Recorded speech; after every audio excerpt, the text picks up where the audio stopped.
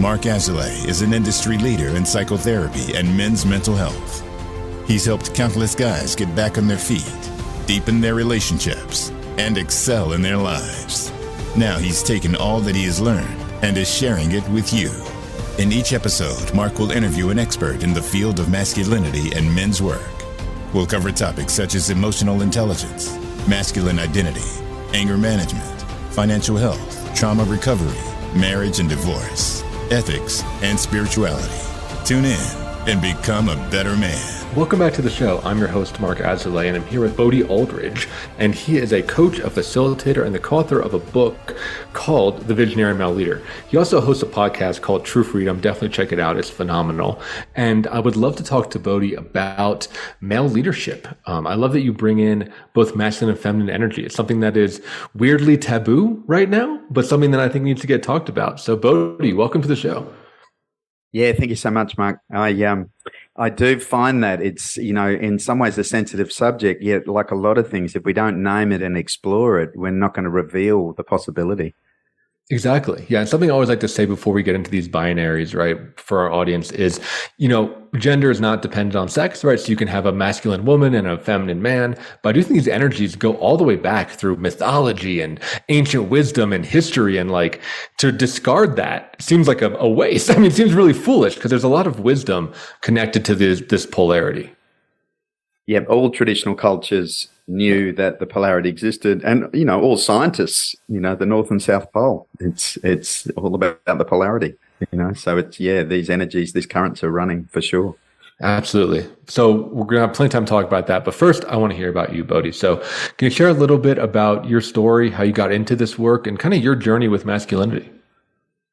Yeah, thank you. And I talk a lot about the hero's journey, and my personal journey, I guess, was, finding the scaffolding for myself as a man and not having many role models like a lot of our listeners. My parents separated when I was 7, and whilst I have a relationship with my father, he left, and, it wasn't a close relationship. So suddenly, as a little boy, it's like, what is it to be a man?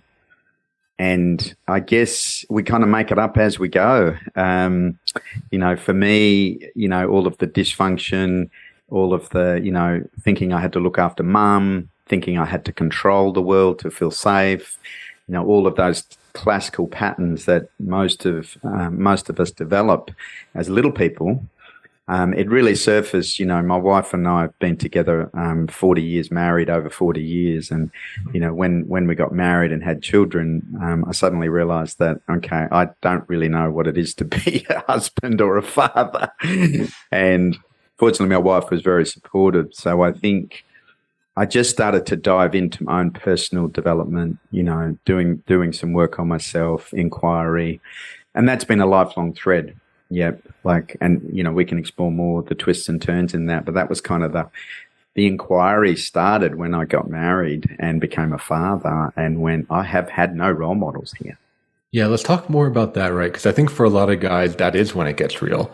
And once you form that nuclear family and there is a masculine and a feminine presence in the house, and it's like, oh my God, what I want to pass down to my kid, all that stuff comes into sharp contrast of what you learned growing up or didn't learn, the holes. So I'm wondering, is there a story or something that encapsulates some of that initial kind of shock of like, oh my God, I don't know what I'm doing here?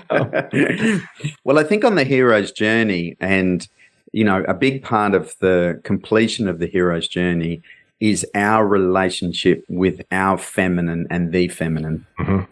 And there are certain rites of passages that traditional cultures had around that. And so I think the biggest shock, Mark, and for your listeners, was my only version of the feminine really until I got married was my mother. And in the hero's journey, there are 2 dysfunctions that we have with our mother, as much as we love our mother and all the nurturing. So one is the mother complex. Mm-hmm. Yeah.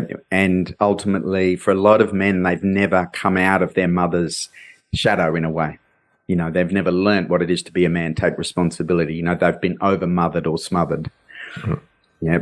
And the second is because, and this is my personal experience, the only representation I had of the feminine was my mother. I projected all of that onto my wife. Yeah. And, you know, I just thought this is the way the feminine does things. This is the way it should be, quote unquote. And of course, this created incredible tension for my wife going, I'm not your mother. You know, it's like, go and sort that out. So that was a real to a coach. Yeah, exactly. Yeah. Does that make sense? It does. Yeah, I'm curious. Are you a Robert Bly fan? Have you read Iron John? Yeah. Love the Robert Bly. You know, absolutely. Yeah, and for our listeners out there, Iron John, great book, talks a lot about this, right? This idea of like stealing the key. So there's this whole story, right, of this prince that, you know, grows up. It's one of the only Grimm's fairy tales about men, right? Most are about women, you know, Snow White, Cinderella, Tinkerbell, right? All those people, right? But this one's like, you have to steal the key underneath your mother's pillow. And it talks about this individuation of breaking yourself free from a cage, right, that the mother can often create. And again, it's that smothering. It comes from love, but ultimately, I think all men need to separate from their mother, whether it be physically, emotionally, or spiritually, so they can interact with a woman, right, versus a mom, which is a very different type of feminine. Yeah, absolutely. And I think any of the parents listening, you know, it really is important to prepare your boys for this transition, have awareness. You know, I've got 4 children and 10 grandchildren, and, you know, I've seen and supported that journey. And I think it is one of the fundamental, you know, we have the father wound, which is another conversation, but that mother individuation, as you say, is so important. Yeah. So let's continue your story, right? So you projected that stuff all over your wife, which a lot of us do, right? You know, very common. I'm curious, like, what are some of the things that you really had to shed and some things you had to replace it with, right? Some of the like grow up, level up lessons you had to learn along the way. Yeah. And, you know, as you say, with the grow up, level up, if you think about the different lines of development, you know, and typically, I think for me, there was always a deep inquiry into, you know, I'm very connected to nature. There was an inquiry that there's something bigger going on. Yeah. And so I guess that was kind of the waking up. And one of the practices I really developed was, you know, I've been practicing yoga for, you know, over 25 years regularly. And that just allowed me, it was a great tool for me to kind of still the mind, start to connect with that. And then, you know, again, on the journey, the cleanup stuff, you know, which I know you do and work with a lot of men, you know, like you've got to do the shadow work. You know, however you do that, there's amazing practitioners out there, you know, and on the hero's journey, once you hear the call and listen to the call, yeah, you got to face your dragons.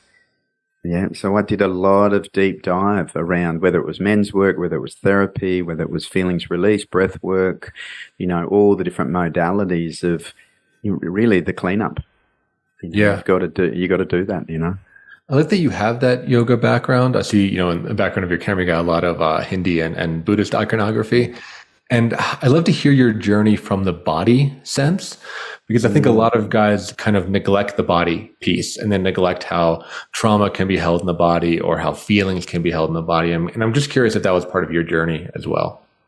Yeah, absolutely. And, you know, all of the traditional cultures knew, whether it was through yoga, qigong, martial arts, tai chi, that one of the keys on the hero's journey is we have to learn how to withdraw the senses. Mm-hmm. So we're in a very external, oversensitive world, you know, our eyes, the noise and things. And so what yoga does fundamentally, even though there's an incredible physical element, what it's helping you do is come within. Yeah. And when you come within, you start to realize that we are an energetic packet. We are an energetic field. And again, you know, Tai Chi, Qigong, you know, a lot of the current breath work and things like that men are leaning into, you start to realize that I am an energetic field and I am a physical body, and I store both my emotional repression, you know, my trauma, whatever level of trauma, my samskara, as they say in yoga, all of the memories and experiences. They're all stored in our body. They're all stored in our energetic field. And in the deep work, as you say, around the cleanup in particular, is how can I basically recalibrate my physical body and my energetic body to its natural state. That's why nature is so powerful. Mm-hmm. When you live near nature, when we're in nature, we know the energetic vibration of nature is our natural state. Yeah, and so that's why the yoga, the body work, the energetic work, withdrawing, and it's fascinating with the energy work that drives yoga. So you see a lot of good practitioners, yet as you go deeper into yoga, as you go deeper into withdrawal of the senses, you really get connected with the energy.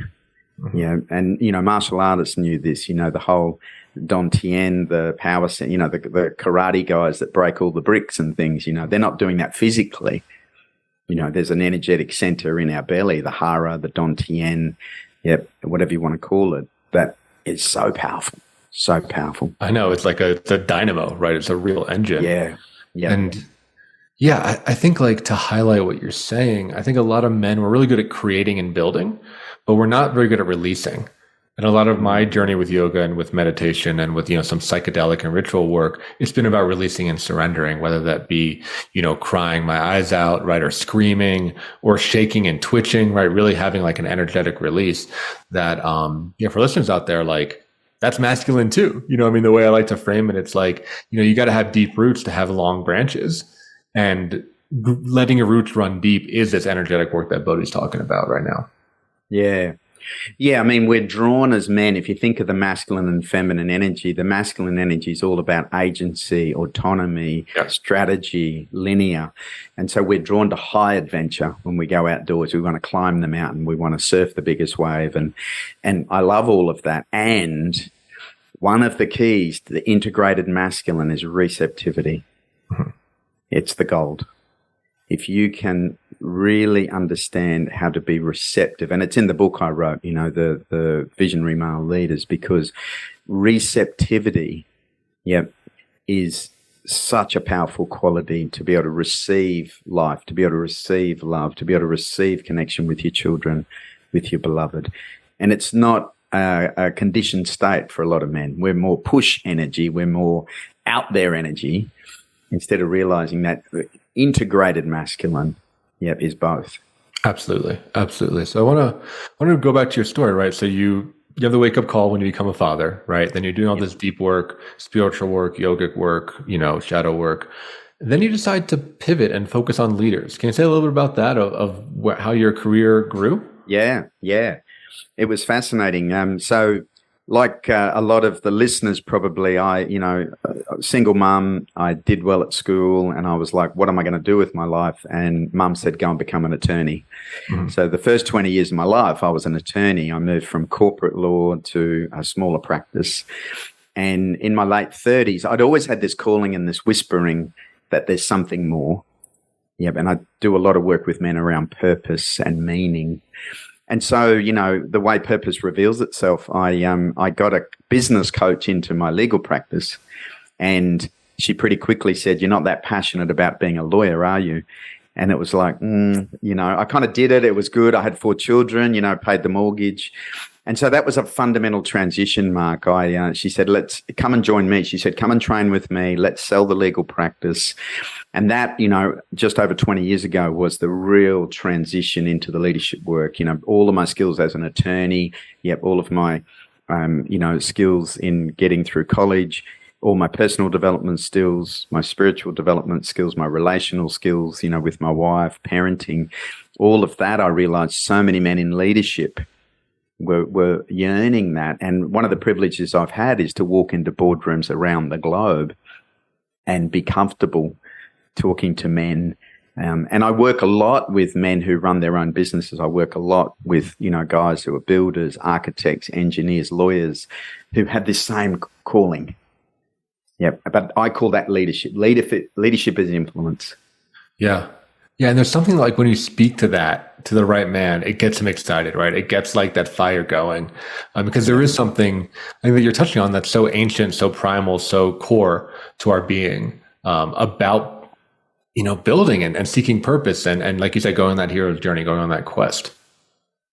Yeah, I think that whisper, that calling, any of the listeners, and I think COVID, as we know, the great invitation and the great reflection. I think a lot of people are going, there's more. There's something more here. And you don't have to understand it intellectually. You've just got to lean into it experientially. Absolutely. Yeah, I think the hero's journey is a great metaphor for that. I use that in my practice all the time, right? I think guys, like, we're programmed to just love that, right? Like leaving the town, going to the underworld, fighting the dragon, getting the treasure, coming back, marrying the princess, right? I mean, that's what we're all about. Exactly.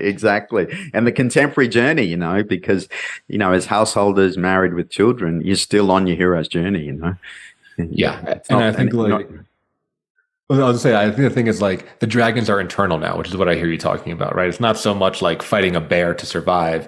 It's more about fighting like our mother wound or our father wound or our addiction or our loneliness, right? Like those are the dragons. Exactly. The Luke Skywalker, the Walker, the solo hero is actually not necessarily how most of us experience it. It's really about that internal work, definitely. Yeah, so we're going to move to our first commercial break. When we get back, we're going to talk more about the hero's journey, more about your work and what you can bring to leaders, whether they be, small business leaders, big business leaders, fathers, whatever, right? And you had a couple ideas about connection with self that you want to talk about as well. So we got a lot on the docket for you all. So hang on in there and we'll see you on the other side.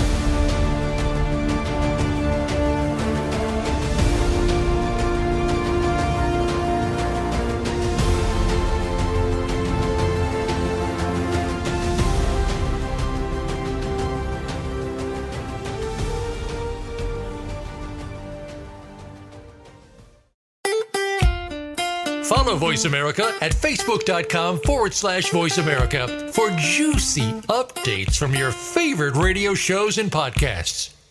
Men's Therapy Online is now accepting new members. Men's Therapy Online offers a solution to the lack of outlets for emotional expression, positive role models, and access to meaningful milestone experiences. In our post-COVID world, loneliness is at an all-time high.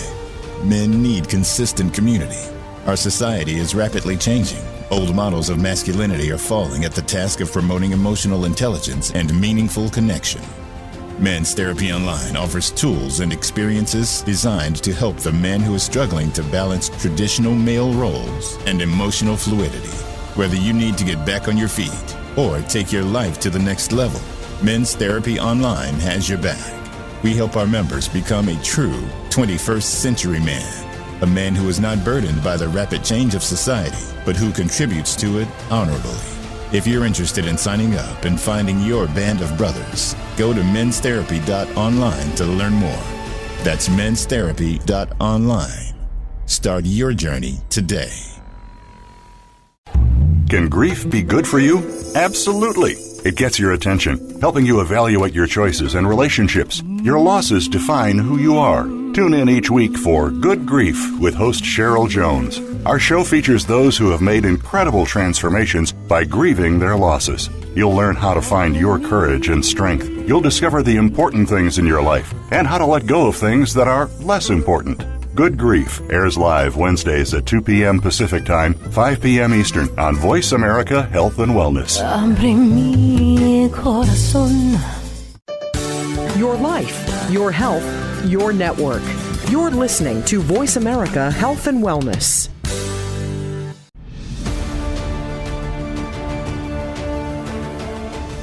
You are listening to the Men's Therapy Podcast with Mark Azalea. To reach the show today, please call 866-472-5791. That's 866-472-5791. Or send an email to podcast@menstherapy.online or visit www.menstherapypodcast.com. Now, back to the Men's Therapy Podcast. Welcome back to the show. I'm here with Bodhi Aldridge, and we're talking about masculine leadership, specifically visionary male leadership, which is Bodhi's book. So, Bodhi, we left our listeners here talking about the hero's journey, and specifically the contemporary hero's journey, which I know is something that you really specialize in. I'd be curious if you could just define that for the listeners. How do you modernize the hero's journey to what the current man is going through today? Yeah. Thank you. So if you think about the archetype and the archetypal journey of the hero and, the reality that we get to create the whole of our lives, what happens in contemporary society, particularly in the Western society, in our 20s, the fundamental driver for the masculine is the search for freedom. Yeah, the fundamental drive for the feminine is the search for connection. Yeah, and so as men, we look for freedom outside of ourselves. Yeah, we go, trekking, we go surf trips, we go to India, we go partying and things like that. So in the classic hero's journey, there's a point in the journey, when firstly you resist the call, and in mythology, we're closest to the Grail at about 16 as men. So for a lot of listeners, that's the existential crisis, the questioning. We don't hear the call. Then we just go into our 20s, college, partying, travel. And so the contemporary journey is there's a point when a lot of men hear the call and wake up. And if you look at late 20s, early 30s, that can be a pivotal time. And so that's the first part of the journey. Once we wake up and hear the call, then we've got to face the shadow. Mm-hmm. And as you say, it's not the metaphorical dragons are the inner work, all of the great work that's happening there. So any of the listeners, it's about doing the work. You can do you practice your meditation, your yoga, but it's also doing the cleanup stuff. Mm-hmm. What happens then on their contemporary hero's journey, which again, we've lost a lot in Western culture, is the rites of passage. Mm-hmm. So the hero had to get initiated into the different realms. In the Celtic traditions, the knight, had to be initiated, had to be accepted. And so there's some great rites of passage work out there, yet it's often missed because our rites of passage is, you turn 21, you can drink alcohol and you go and party. That's about it. Yeah. And then, that's it. And then the next step in the hero's journey, so you've got the growing up. And if you look at the beautiful work of the integral work, you've also then got the showing up. How do I show up as a man? Who am I as a man in my marriage, in my business, as a father? So you've got the wake up, the clean up, the grow up, the show up. Mm-hmm. And in that, you touch the grail. If you're doing the deep work, and true freedom lives within us. It's our natural state. Yeah. And then when you touch the grail, it's about bringing your gifts to the world. Mm-hmm. These are the questions around purpose, about fully expressing ourselves. Yeah. And this is the opening up. This is when we move into that act of surrender. Yeah. And, working with clients all around the world, it's not about leaving your job. It's not about leaving your marriage. It's not about going anywhere necessarily. The hero's journey is an inside-out process. Leadership is an inside-out process. How do I do the self-inquiry? What support do I need from other men, from mentors, from guides to be the best version of myself? Yeah, I think that's really well said. I love that, right? And that's just to kind of add a little spice to it. I mean, a couple things I always like to talk with my guys about is every hero, right? Their trauma becomes their superpower, right? All the way from Achilles, all the way up to, Captain America, right? So doing that deep work, figuring out how we were wounded and healing that means that we can then offer that to the world, right? We can give them the golden fleece. I think that's really powerful. And then the last part you say, which is where I want to pivot to, is I was looking up, you probably know this, but the etymology of hero, the word hero, right? It's often mistranslated as the strength of two men, right? You're super strong, your strength of two men, but really it's the strength for two men, right? Yeah. The idea that the hero has so much strength, they can give it to their fellow man, give it to another person. So I really like that last part that you talk about, which I think is not as talked about, which is the integration, right? Everyone wants to focus on the demons and the dragons and the journey to the underworld, but none people talk about the integration, bringing it back to community. So I'm curious your thoughts on that and how you help guys do that. Exactly, and this purpose question, because a lot of people, again, purpose reveals itself. It's an inside-out experience. So a lot of people think, if what am I here for? What am I going to do if I grow up? Mm-hmm. And it's external, We think I've got to go and do this. I've got to go and build wells in Africa, or I've got to go and, that might well be the case. Yet it's the internal piece. And the two men piece, I love, I was on a podcast recently where it was the three most important men in your life. Is your relationship with yourself, mm-hmm. Your relationship with your closest friend, and your relationship with your mentor or your elder, mm-hmm. That's a big part of the hero's journey. You've got to have community and connection. Men learn around the campfire with other men. Yeah. So any of the listeners, there's so many communities now of men who are doing the work. When I run my programs, which are both online and face-to-face, we do a lot of work around the connection and community and support and, being witnessed and held, because my experience, Mark, is it's not that men aren't willing to be vulnerable. It's that men need to feel safe to be vulnerable. Yeah. Yeah. And I think it's something that's really lost. I mean, it's some of the work, of course, I do as well, but this idea of like the men's lodge has been lost, right? I mean, through all culture, right? Like the men would go out and we'd be separate during the day. We'd be hunting or building or farming or what have you. But then we'd gather, right? We would gather and we would talk and we would just connect and we would support each other and we would help make the community better. And I think like that got replaced with the bar, which adds the alcohol element, right? And then it got replaced by the church. And now with, kind of that stuff breaking down in its own way, a lot of men really don't have community. I mean, there's a epidemic of male loneliness where most men, that 60% of men say they have zero friends? That's crazy. Wow. That's crazy, right? Like they don't have friends that would help them in need. And I think, you're really trying to help that, to fix that epidemic, because I do think men need each other and it doesn't make us weaker. It makes us stronger, right? Yeah, you can't do it on your own, and it's fascinating, working with a client recently who's, done a fair bit of work on himself, and he was saying what a struggle it was for him to ask for help. All of the shame and the guilt and the weakness, and I'm supposed to be able to deal with this, and all of the, conditioning that we've had, yet it's fascinating if you think about your children, like the first thing you want them to do is to be able to ask for help with something. Yeah. Yeah. Can you talk more about the barriers? Because I think like, this is my own view, right? I think a lot of men are ignoring the call, right?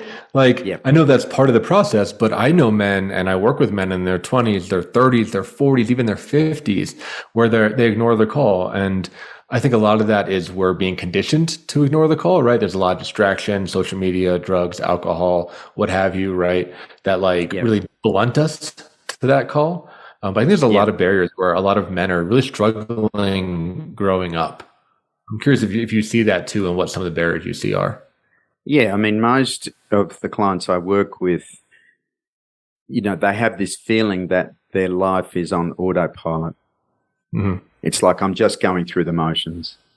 And, whilst they may be providing for their family, they may, be able to go and, have a drink with their friends and maybe do some exercise or go to the gym. Yet they know there's something more.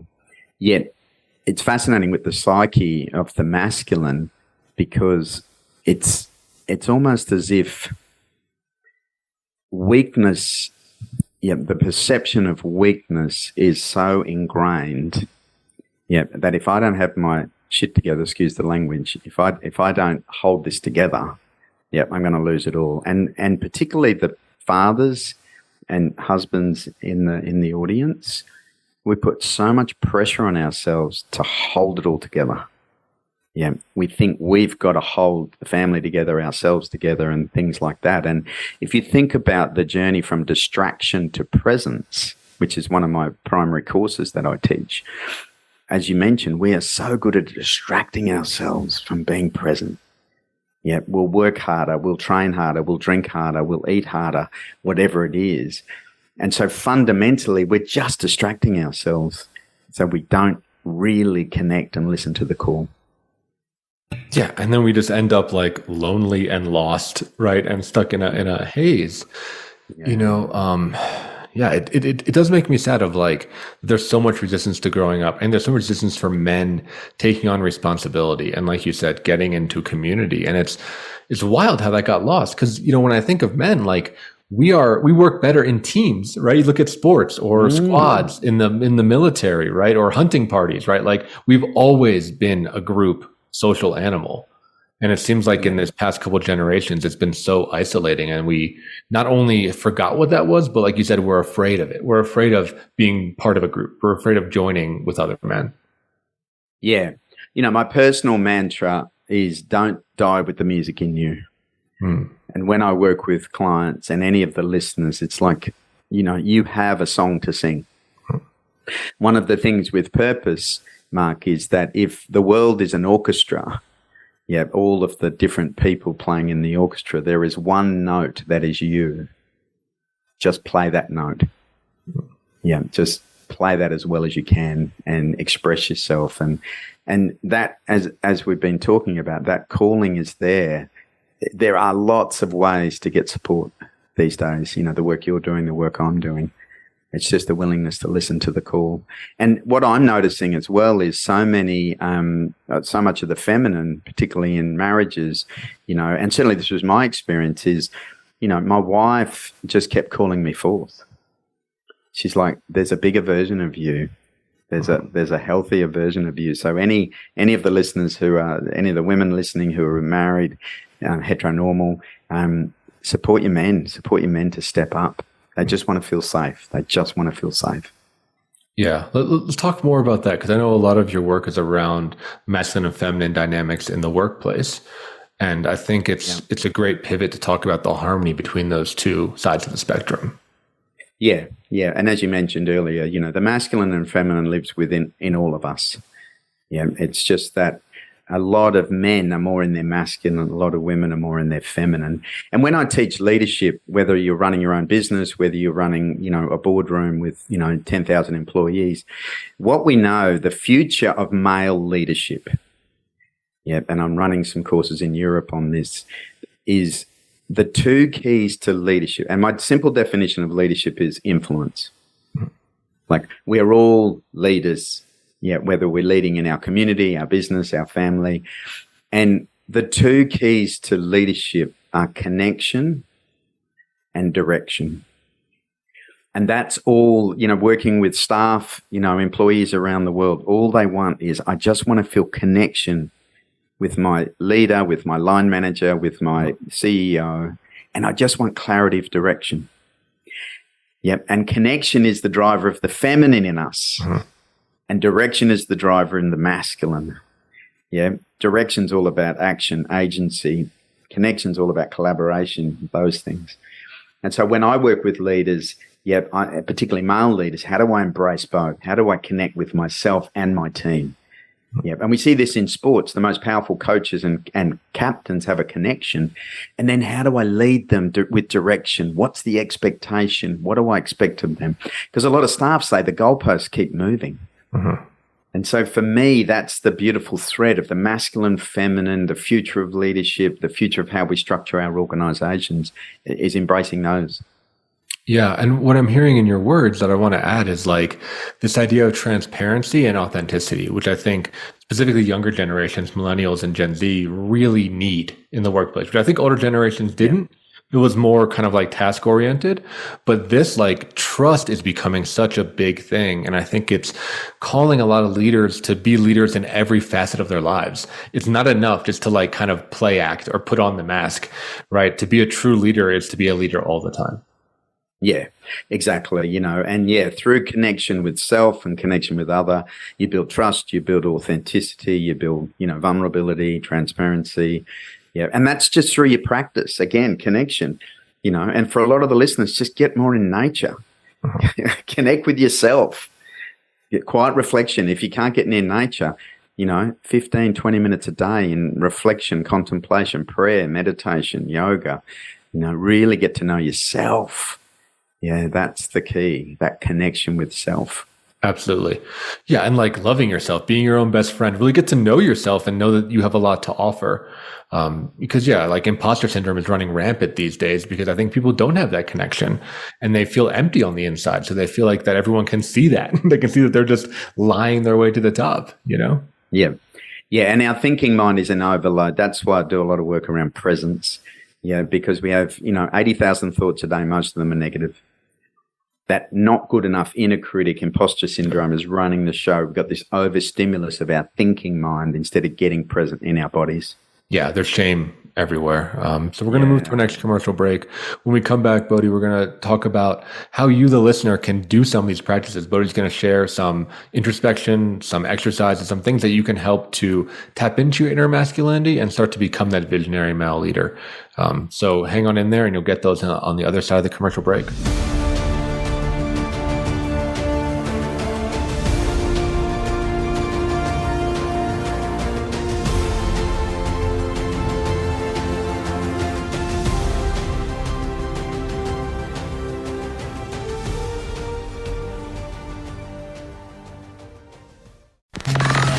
Enjoying our shows and can't get enough of us? Follow us on Instagram at Voice America Talk Radio and see what we're cooking up for you. Men's Therapy Online is now accepting new members. Men's Therapy Online offers a solution to the lack of outlets for emotional expression, positive role models, and access to meaningful milestone experiences. In our post-COVID world, loneliness is at an all-time high. Men need consistent community. Our society is rapidly changing. Old models of masculinity are falling at the task of promoting emotional intelligence and meaningful connection. Men's Therapy Online offers tools and experiences designed to help the man who is struggling to balance traditional male roles and emotional fluidity. Whether you need to get back on your feet or take your life to the next level, Men's Therapy Online has your back. We help our members become a true 21st century man, a man who is not burdened by the rapid change of society, but who contributes to it honorably. If you're interested in signing up and finding your band of brothers, go to menstherapy.online to learn more. That's menstherapy.online. Start your journey today. Food Forward, Nourishing the World, is a captivating and thought-provoking show dedicated to exploring the fascinating and ever-evolving world of food and its future. Each week, we delve into various aspects of the food industry, culinary trends, cutting-edge technologies, sustainable practices, and innovative solutions that are shaping the way we produce, consume, and interact with food. Food Forward with your host, Alan Weiner, Wednesdays at 10 a.m. Pacific Time on the Voice America Health and Wellness Channel. Opinions, options, answers. You're listening to Voice America Health and Wellness.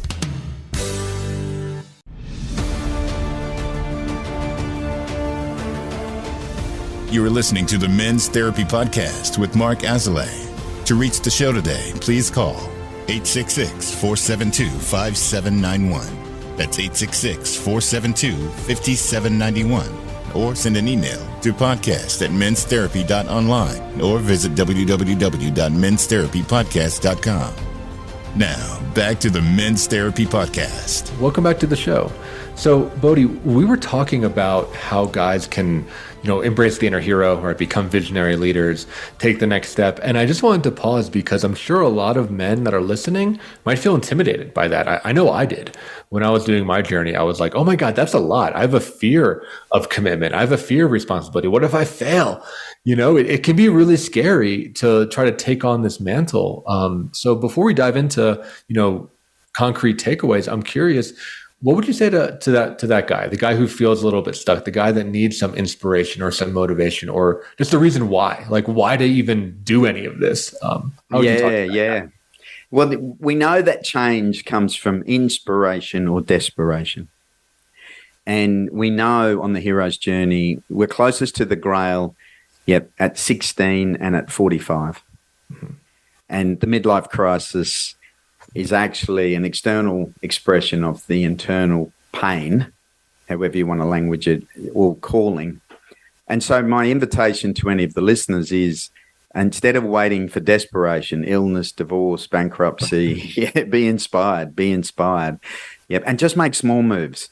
Working with flow states, I work a lot with presence and flow. It's like, if I can make 2% shift today, what could I shift? Ultimately, in flow states, if you can make a 4% shift every day, you're going to make a huge change. So what's one little pattern you can change today? Yeah.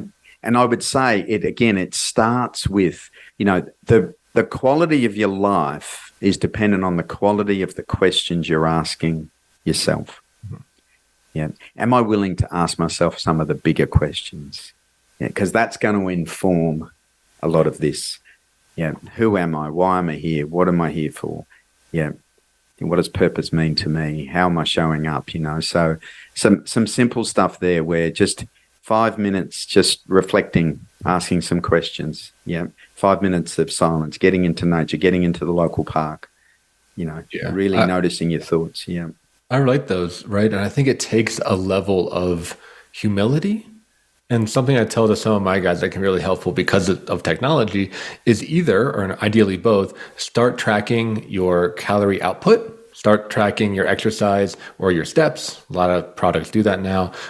And start tracking your calorie input. Start tracking what you eat. Because just seeing that, just getting that data and being like, where am I physically in just this like energy input output system? Where am I? Might be humbling for a lot of guys, but it's a really good place to start, just to start to like interact with reality as it is versus the image and maybe fantasy we have about ourselves. Yeah. And again, it's that distraction to presence, isn't it? So much of life is distracting ourselves from the inability to be present with the moment, with our feelings, with our situation. Definitely. Yeah. So, when we're talking the pre-show, you talked about kind of this flow between connection, commitment, and context. So I want to give you a chance to talk about that during this show to our listeners. So I think it's a really valuable framework for our guys to hear. Yeah. And again, it comes from my own personal experience, the, layers of the hero's journey. So, and, it's not all linear, as you know, this is a spiral, self-awareness, self-development. Yet one of the keys is, again, I've mentioned it many, many times, is connection. And it's connection with self, again, which we've touched on. And, my personal experience, so in my late 20s, I went into the woods, on my own. My wife was very supportive. She had the children. And I just went for a couple of weeks, hiking, reflecting. And it was a life-changing experience because I found myself again. I'd lost myself. In my 20s, I was a lawyer, children, married, and I just lost touch with my true self. So really encourage any of the listeners. And again, I just think nature, if you can find time to get away, be in solitude, be in silence, just find a way to connect with yourself.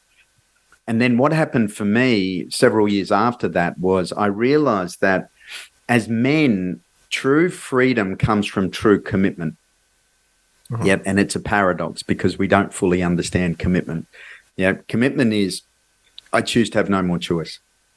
What I realized is, even though I had a deeper connection with myself, I hadn't fully committed to the hero's journey. I was still sitting on the fence. It was like, it's interesting. I'll read a few books, do a podcast, maybe do a bit of yoga now and again. And there was a time in my late 30s where I just committed to my practice.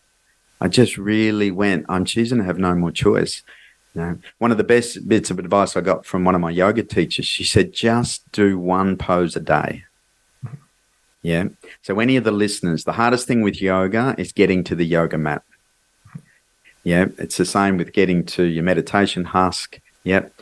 And so that commitment, I just went, I'm committed to this. I'm not sitting on the fence anymore. And that was a game changer. So connecting with myself, committing to living, my practice, living the hero's journey. And then the third was context. So context gives meaning to content, to our life. Yeah. And we're always operating context. But one of the questions I'd ask the listeners is, what's the context of your life? Are you living a purpose-led life?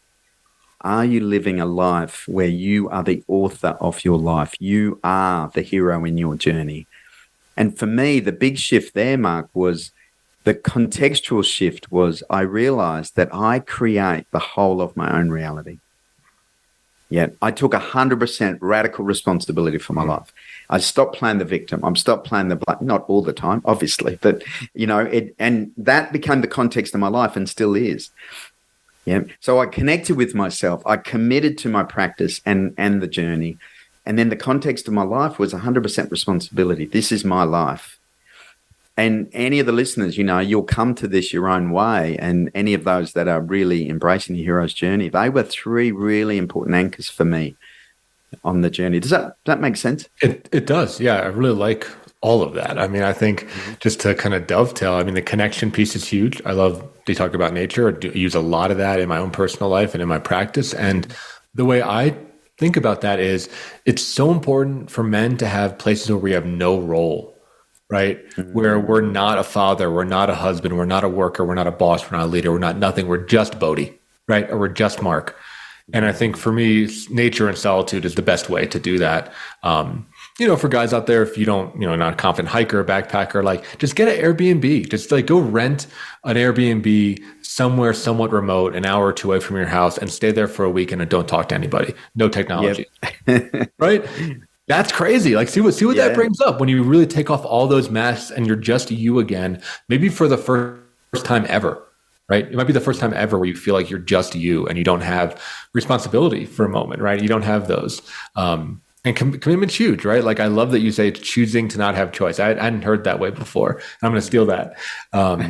But I do think like when you look at ancient masculine stories, right? Like oaths and vows and promises and dependability are weaved all throughout that. And I think like men, we get stronger when we can make promises and when we can keep promises, especially to ourselves first and foremost, and then to our community and loved ones.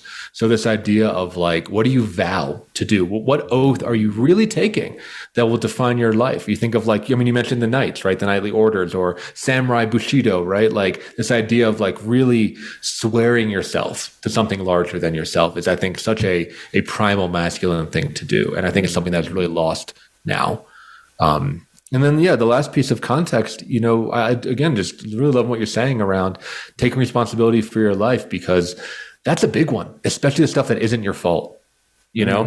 Like we're all born with a certain deck of cards and we got some good cards and we got some bad cards, but at some part we get to put cards in our deck and take cards out, right? We get to do that inner work and that, like you said, the cleanup work to really like refine our deck to play the best game that we can.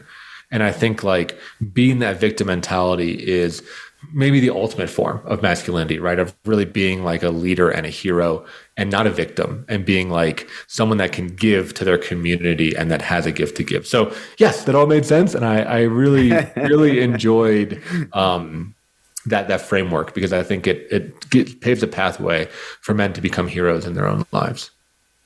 Yeah, and I think that the context piece, as you say, when you take 100% responsibility for your life, whatever's presenting in your life, whatever challenge, whatever fear, whatever resistance, remember, the fear isn't in the way. The fear is the way.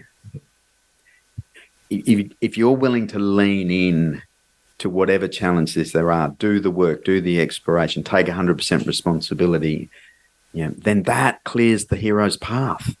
That's the obstacle to clear. And you keep doing that, literally like the mists of Avalon, the bridge, the purpose will reveal itself. And you'll start to live our true desire, which is freedom. Freedom and flow is our natural state. And that's available if you're willing just to lean in. I love that you bring that up, and it makes me think of some of the work by Jocko Willink, right, who does the Navy SEAL stuff. And what he says is that it's not that Navy SEALs are never afraid, it's that they can operate while afraid. And I think men need to hear that, where like the fear isn't going anywhere. In fact, it's probably going to increase because you're going to do harder stuff and stuff that has higher stakes if the more successful. But it is about operating through fear and while being afraid and not losing your shit, right? Like being able to stay present, stay rational, stay calm, be able to make those ethical decisions when the fire is hot. So yeah, there's a lot of overlap between us Bodhi. I'm curious, like you talk about small steps. So what are some small steps that men listening right now can take when they're done listening to the podcast? Something they can do immediately and take away with them. Yeah, well, one of the giveaways in the show notes, I've put together a mini course and some meditation. So it's www.freeminicourse.com. So encourage anybody who kind of wants, it's very simple, 2-3 minute meditations and some videos and a little course around freedom and flow. So that's a good kickoff. One of the great things I suggest, and I think it came from the work of Joe Dispenza, who's really doing some incredible work. If you want to take a small step, one of the key things, one of the ways to train the mind is to train the body. And what I say is that if you've got somewhere in your house or apartment where you can sit quietly for 5 or 10 minutes without any distractions, without your phone, without, the family, if you're willing to do that and train your body to just sit like you would train a dog, just sit. Yeah. Your mind will kick and scream like a wild horse Yeah, the monkey mind will go.